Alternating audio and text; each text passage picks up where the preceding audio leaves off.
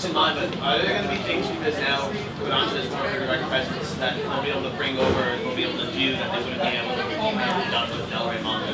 Are there going to be any changes in that? So you're asking, the question was, are there any manga that Kodansha will do that Del Rey might not have done? Will that change the process? Like, not necessarily the specifics, but would there be more opportunities or anything along that line? I don't see it as there being more opportunities. It's more just that the decision process is changing a bit. I mean, when I was at Del Rey Manga, you know, ultimately the decision on whether or not to do a book was mine. And while I'm still part of that process now, ultimately now the decision is Kodansha's. So I would say in the long term, yes, there's the potential to see maybe some different books than Del Rey would have done. But I actually think that has more to do simply with that there are different people in the process than any kind of philosophical difference between Del Rey and Kodansha in terms of the type of books we would do. Do you guys have any digital manga initiatives planned in the future? I cannot discuss that at this time. But thank you for your question, and I do not promise to answer that one before Christmas. Calvin, did you have a question? Can you talk a little bit more about what you'll be staying with Del Rey? Oh, at this point, the only things that we know for sure are staying with Del Rey. Well, that's a little bit complicated, and the books that are the ongoing books that are going to stay with Del Rey at this point are just Tsubasa and Clamp. But in terms of the backlist, we have contracts on those books at Del Rey that run out over the course of the next 1 to 2 years. So a lot of the backlist, because we've actually published over 500 manga in the 7 years that we've been running. And a substantial number of those are going to stay with Del Rey until such time comes as the contract expires, and then the books will essentially go out of print. Do you know which manga are being discontinued? Well, I knew I would get that question. And I don't like to use the term discontinued because anything that I'm not putting on the list is not a guarantee that we'll never publish it. However, all I can say to you in that regard is that if I haven't announced it at this time, it's probably not going to be part of our summer 2011 list. I danced around that one pretty nice, didn't I? Yes. I should go into politics after this. Anybody else? Did you? Will Kodansha Comics have any reprint rights to series that Del Rey has already completed? Will Kodansha Comics have any reprint rights to series that Del Rey has already completed? Yes, we're actually still working that out. But the answer is yes. And there will be some series that when the contracts expire over at Del Rey, we will move them over to Kodansha, definitely. I noticed that the initial titles from Kodansha Comics, those on the shelf, one of the stores on the shelf, was at that oversized trade paperback format. Are you going to do more of that? Does that speak to how some of the books will be published in the future? No. Those were decisions that were made specifically for those books. They are flagship titles for Kodansha in Japan and in the U.S.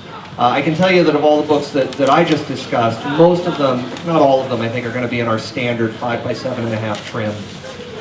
Maybe with some slight variance of like a ½ an inch here and there. But at this point, no, the decision to do those books in that size was not part of a trend to going higher. Larger trim size. We just make a decision based on the book itself. Pricing still going to be $10.95 for standard books? Yes, $10.99 is still going to be our standard pricing. Obviously, the omnibuses are going to be more.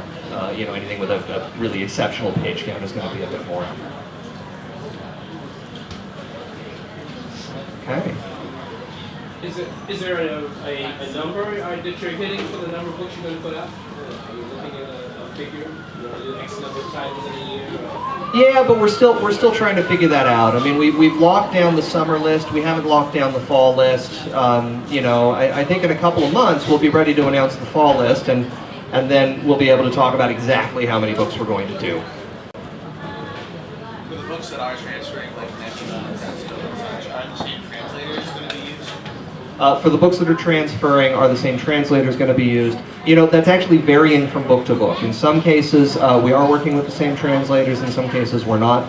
But I will say that one of the nice things about keeping this within Random House when we made this shift is that while there certainly are a few changes happening, for the most part, we've been able to work with a lot of the same people that we've worked with in the past to do our translation, to do our layout, you know, to do our cover design, things like that. But you know, it's a change. There are some changes. The answer is some yes, some no. Though some books might have new translators, they're all the same translators that Del Rey Manga use. There's nobody new coming in from front. They're all the Right. same Some new translators on some books, but all translators from our existing pool of translators. The no edit policy continues? The no edit policy continues or not?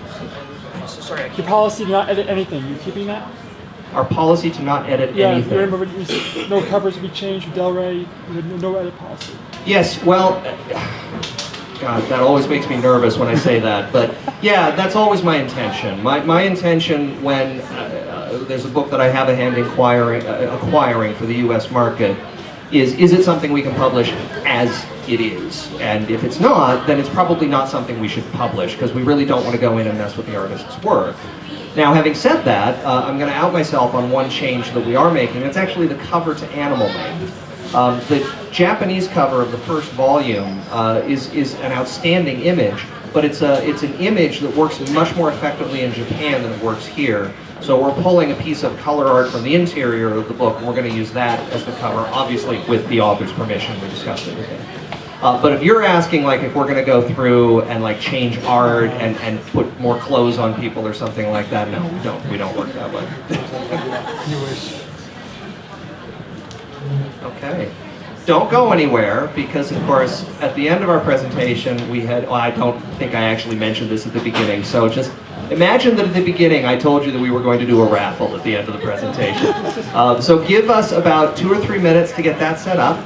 We've got some fun stuff to give you. We have some Air Gear posters from Japan. We have one towel for Sayonara Zetsubo Sensei. And we also have volumes 1 and 2 of The Ghost in the Shell. And then, fortunately, because it looks like we've got less than 50 people here, we have 50 of a set of postcards for Gone. So everybody gets one of those. So give me about 2 minutes to talk to John. We'll get the box up here and we'll just do the raffle really quick. Thank you, guys. Oh, should the guy inside of